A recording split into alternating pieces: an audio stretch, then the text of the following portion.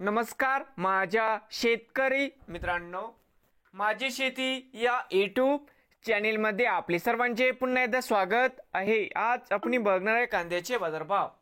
महाराष्ट्र राज्यातील कृषी उत्पन्न बाजार समिती मुंबई येथील आजचे कांदा बाजारभाव म्हणजे दिनांक 8 जुलै 2025। सर्व शेतकऱ्यांनी हा व्हिडिओ संपूर्णपणे बघा, कुठेही स्किप करता। कांदा दरामध्ये लवकरच होणार चांगली वाढ मित्रांनो।